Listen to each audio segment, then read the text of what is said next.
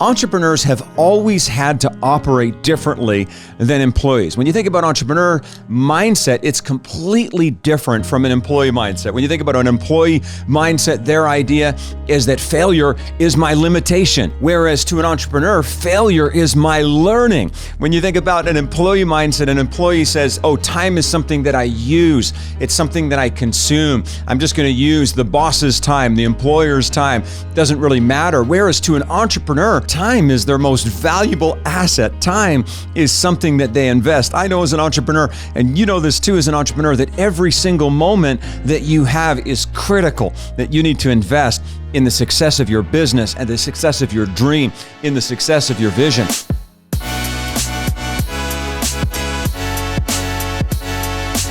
Hey everybody, I want to spend a couple of moments today talking about how successful entrepreneurs are different from everybody else. Now, the reason I love entrepreneurs is because literally entrepreneurship globally is the fastest growing business, irrespective of your race, your culture, your religion, actually where you're born. Entrepreneurship is absolutely exploding all over the planet. And what entrepreneurship does is it creates the great equalizer. In other words, even if your starting point was not so great, entrepreneurship gives you an opportunity to elevate your income, to make massive levels of profits, and to do good in the world in the way that your heart is telling you to do good. So I want to talk about some ways that successful entrepreneurs actually operate differently. Now, I'll tell you one thing. If you're an entrepreneur, you get this really, really well. Entrepreneurs have always had to operate differently than employees. When you think about entrepreneur mindset, it's completely different from an employee mindset. When you think about an employee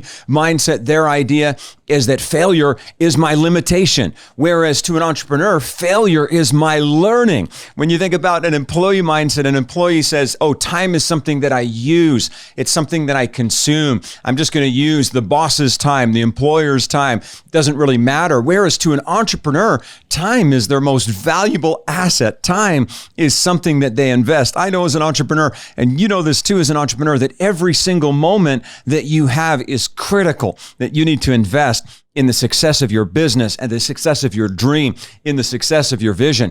I'll tell you one thing that entrepreneurs think differently than the rest who are employees is that the value that I bring is actually the thing that creates the money within my life. Whereas to the employee, I'll tell you what, they think that my time is the thing that creates the money in my life. And so how is it that successful entrepreneurs operate differently from the rest? And I just want to share with you a couple of concepts here today that I think are going to resonate with you, especially if you're that entrepreneur who's just starting out or that entrepreneur who's really getting ready to next level your business and to scale your dreams. Here's the first thing.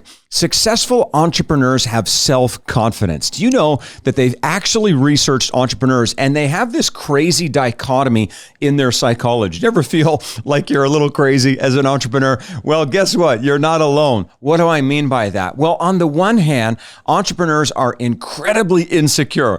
In other words, they're always looking at themselves and they're always wondering, do I have what it takes to build a successful business? That's completely normal.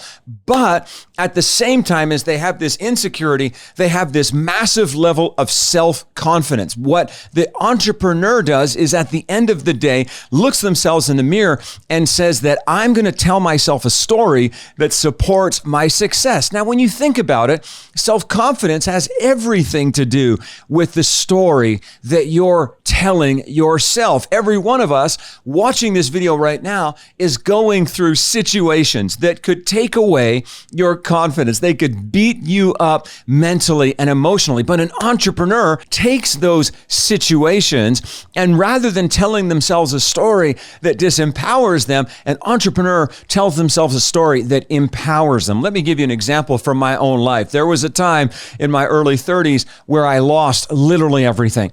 And that was one of the most difficult moments that I ever had. So as a young guy in my early 30s at that time, it really messed with my self-confidence. Of course, it fed into and triggered the insecurities that I'd always had as a young leader, as a young, entrepreneur, as a young business person, as a young person who was operating in my field. And then I end up losing literally everything. And so all my insecurities were triggered, all my fears.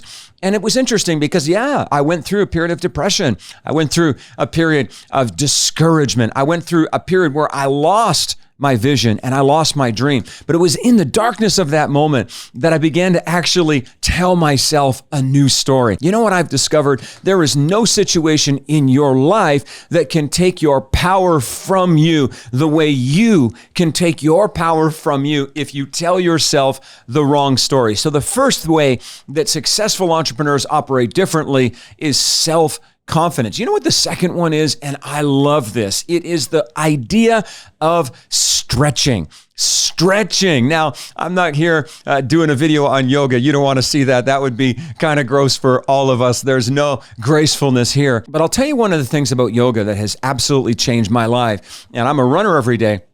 Is the idea that when you stretch yourself, you can always achieve more than you think is possible. Now, here's the problem. Every one of us has limitations. Now, I'm not just talking physically. I mean, of course, you might say, well, I can't stretch that way. I can't move that way. Okay, you can stretch that limitation out. But what about the limits that you put on yourself relationally? What about the limits that you put on yourself financially? What about the limits that you're putting on yourself professionally? What about, actually, even worse, the limitations that other people have put on you? Maybe with their unkind words, maybe with their toxic energy, maybe with their discrimination and their racism and their harassment and their bullying. And in that moment, you have a choice to make. And that choice is, am I going to argue for my limitation, or am I going to argue against it? Am I going to argue for the thing that tells me I can't? And am I going to argue for the person who just belittled me? And am I going to take their side against me? Or am I going to step into my destiny? And how do you step into your destiny? You've got to stretch. There's absolutely no way that you're going to be able to accomplish your dream without stretching. That growth mindset is critical. So successful entrepreneurs, number one, self-confidence. Number two, I'll tell you what, they stretch. Can I give you number three? Here it is. They have stamina. Now, stamina is so critical. There was a season in my life, and it's funny because I was working out every day.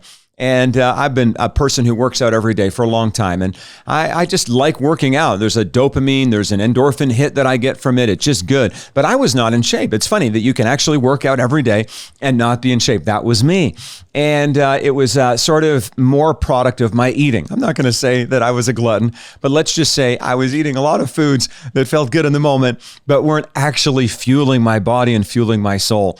And I'm a God person, and I don't want that to weird you out. It just means that one day I was, sort of thinking about my life and my future. And I felt like God said to me, you know what, you need to lose some weight because something big is coming in your life. And first off, I'm like, who are you to tell me I need to lose some weight? I was a little offended.